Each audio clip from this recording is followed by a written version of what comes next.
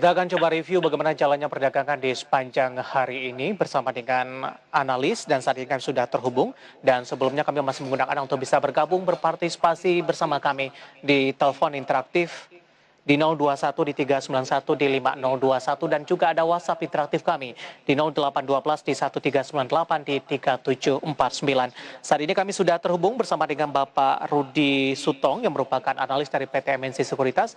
Langsung saja kita sapa. Pak Rudi, apa kabar Pak? Baik, Mas David, apa kabar? Kabar baik juga Pak Rudi, terima kasih sudah meluangkan waktu di IDX Channel. Pak Rudi, di minggu ini aktivitas perdagangan tidak full seperti biasa Pak, karena ada long weekend perayaan Imlek. Bagaimana Anda melihat pola pergerakan indeks harga saham gabungan di sepanjang perdagangan hari ini? Pasca dibuka di sesi pertama menguat signifikan, kemudian koreksi dalam, kemudian IHSG kembali mengalami penguatan yang cukup signifikan. Analisis Anda Pak Rudi?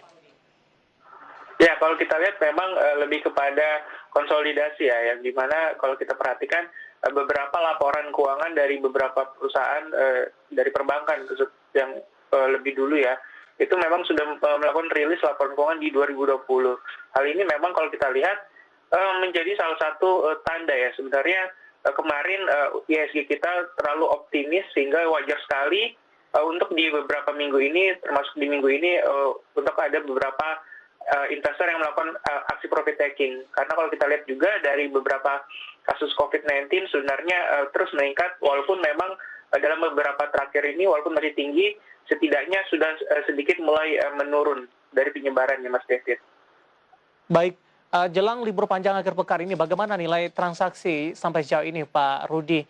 Apakah masih cukup ramai atau justru cenderung mengalami penurunan jika dibandingkan dengan hari perdagangan biasa Pak? Ya, kalau kita melihat dari transaksi perdagangan sebenarnya sudah sedikit menurun ya, dengan kecenderungan memang kalau dari dari foreign investor sendiri mulai melakukan net sell kembali. Karena kalau kita lihat beberapa hari ini beberapa dari katalis tidak ada ya, karena kalau kita lihat saat ini hanya murni dari dana pen yang memang diluncurkan oleh pemerintah.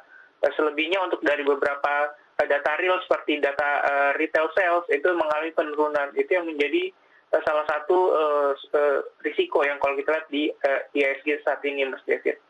Baik, kalau kita lihat dari sisi sektornya juga tampaknya pergerakan beberapa sahamnya tidak kompak Pak Rudi. Ketika dari pertambangan hari ini memimpin penguatan, sementara Antam hari ini koreksi cukup dalam, dan di sisi lain Inco justru mengalami penguatan yang cukup signifikan. Nah, kalau kita lihat juga dari sektor perbankan ini, BBRI masih menguat di 0,65%, sementara untuk perbankan lainnya, terutama untuk BBCA justru ditutup di zona merah di penutupan sesi kedua di perdagangan hari ini. Apa yang kita bisa cermati Pak dari rotasi pergerakan sektoral, kemudian juga pergerakan saham-saham yang ada di sektor tersebut Pak Rudi? Ya, kalau kita berbicara dari metal mining ya, seperti dari Inco, lalu juga dari Antam, wajar sekali ada pergantian atau pergeseran dari harganya, di mana terkadang Inco menguat signifikan atau Antam yang menguat signifikan, selebihnya berbalikan. Dan juga untuk di perbankan pun seperti itu. Namun sebenarnya ini saya rasa cukup wajar, karena memang saat ini beberapa investor, khususnya investor domestik ya, yang memang saat ini cukup banyak di IHSG kita, masih kebingungan karena adanya konsolidasi dari beberapa rilis data. Itu yang menyebabkan kalau kita lihat belum adanya kepercayaan untuk salah satu sektor yang akan menguat cukup signifikan, Mas David. Jadi wajar sekali dalam satu sektor ada satu emiten atau beberapa emiten yang menguat signifikan, namun untuk dari peers-nya ada yang mengalami penurunan cukup signifikan, Mas David. Baik, tapi Anda masih optimis tidak Pak untuk sektor pertambangan? Paling tidak sampai dengan akhir Februari ini.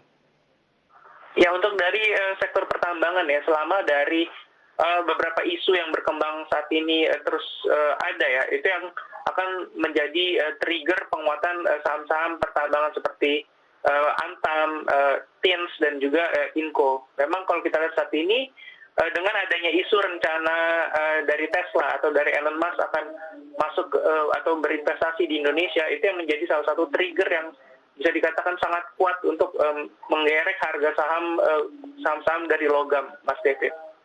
Baik, hari ini Antam minus di 2,05%, Pak Rudi 2870. rekomendasi Anda untuk perdagangan di pekan depan, Pak? Lebih baik untuk dari Antam untuk melakukan buy on weakness ya, karena dengan adanya penurunan justru bisa dimanfaatkan untuk melakukan buy on weakness kembali. Karena kalau kita lihat saat ini saham-saham logam masih cukup kuat untuk dari sisi isu yang berkembang saat ini, Mas David. Buy on weakness di level berapa direkomendasikan untuk Antam, Pak Rudi? Oke, untuk Antam sendiri saat ini, sebentar. Ya, ditutup di perdagangan sesi kedua di 2870, Pak. Oke, untuk Antam selagi masih berada di level di atas 2.500 ya, saya rasa itu masih cukup menarik karena memang secara konsensus sendiri Antam saat ini di target atau diestimasikan harganya bisa mencapai level-level 2.800 sampai dengan 3.000, Mas David. Baik. Rekomendasi Anda untuk Inco, Pak Rudi, hari ini menguat di 5,81% di 6375. Ya, untuk Inco lebih baik untuk dilakukan profit taking terlebih dahulu ya, Mas David, karena masih cukup volatilitas dari market sendiri. Jadi jika ada suatu potensial return, lebih baik direalisasikan untuk memilih saham-saham lain yang mengalami koreksi, Mas David. Baik, rotasi pergerakan sektor begitu ya Pak ya, lebih kepada arah untuk trading, Ya. Pak Rudi. Kita akan jeda Pak Rudi, beberapa pertanyaan sudah masuk di WhatsApp interaktif kami dan kita juga masih menunggu partisipasi dari telepon interaktif dari pemirsa ID Channel. Nanti juga kita akan lihat saham-saham pilihan apa saja yang Anda rekomendasikan dan pemirsa telah bersama kami akan segera kembali sesaat lagi.